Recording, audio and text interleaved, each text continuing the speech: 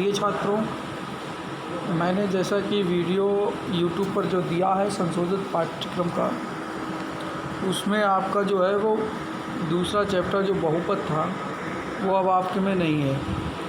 तो उसके हिसाब से अब आपका जो बचा है वो बीजगणित वाला जो बचा है वो ग्राफीय विधि से प्रतिस्थापन, विलोपन और बीजगुणन विधि से दो चर के रैखिक युग्म हैं, उनको आपको सॉल्व करने के लिए है। अगला सवाल एक है कि आफताब अपनी पुत्री से, तो इस सवाल को हम लोग करेंगे प्रतिस्थापन विधि से।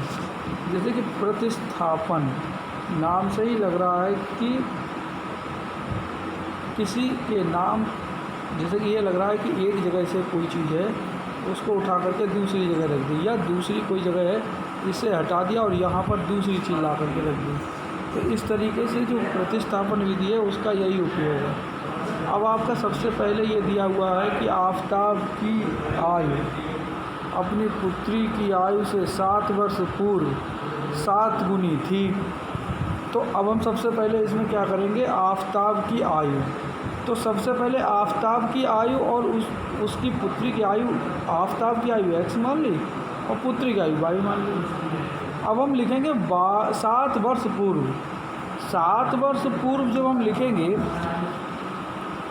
तो ये 7 वर्ष पूर्व का जो लिखा हुआ है, अब ये 7 वर्ष पूर्व हमने लिखा, तो 7 वर्ष पूर्व में आफताब की आयु x-7 और पुत्री की आयु y-7, क्योंकि दोनों ही 7 वर्ष पहले दोनों की उम्र में से 7 घटेगा। कई बार बच्चे क्या करते हैं कि आफताब का लिखा हुआ तो आफताब ने से घटा दिया, पुत्री से नहीं घटाया, जबकि ऐसा उचित नहीं है। अब आ जाओ प्रश्नानुसार, ये आफताब की आयु है और ये पुत्री की आयु है। कितनी भी छोटा हो जाए, कितना भी बड़ा रहे, परंतु हमेशा पिता की आयु पुत्र की आयु से या पुत्री की आयु से, संतान की आयु से अधिक रहती है। तो ये जाहिर सी बात है, ये जो 7 गुना लिखा हुआ था 7 वर्ष पूर्व, वो 7 की गुणा हमेशा किससे होगी, पुत्री या संतान की तरफ। तो x-7 बराबर कितना हो गया, 7y-, 7 को अंदर ले गए, हमने निकाल लिया। ये समीकरण नंबर हमारा 1 बन गया। इसी तरीके से हमने समीकरण 2 के लिए 3 वर्ष बाद, अब आज आयु x है तो 3 वर्ष बाद 3x हो गई, पुत्री की आयु y थी तो y 3 वर्ष बाद y+3 हो गई। फिर उन्होंने बताया 3 गुनी रह जाती है, तो उसको 3 गुने को हमने एडजस्ट किया। अब ये 3 गुने को जब हमने एडजस्ट कर लिया तो छात्रों ये जैसे कि 3 से गुणा कर लिया, उसके बाद इसे खोल करके ले आए। इतना तो आप लोग जानते ही होंगे। समीकरण 1 हो गया, समीकरण 2 हो गया। अब हमें करना क्या है, प्रतिस्थापन विधि से इस सवाल को करना है। तो प्रतिस्थापन विधि में हमने आपको बताया, अब यहाँ पे लिखा हुआ है x-7y बराबर -42। तो इसमें से अगर हम x बराबर निकालें तो x बराबर कितना आया, -42, और 7 दूसरी तरफ चला गया तो प्लस का हो गया।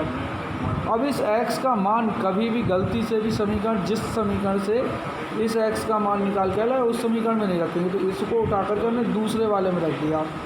अब ये x का तो x ही रहा, अब x की जगह पे हमने क्या रख दिया, 42 - 7x, और ये 3y ये ऐसे ही आ गया, 6 ऐसे ही आ गया। अब हमारा क्या हुआ, ये दोनों y हमने सही किए, तो 7y में से 3y गए तो 4y बचे, और 42 इधर से उठ करके इधर आए तो प्लस का हो गया।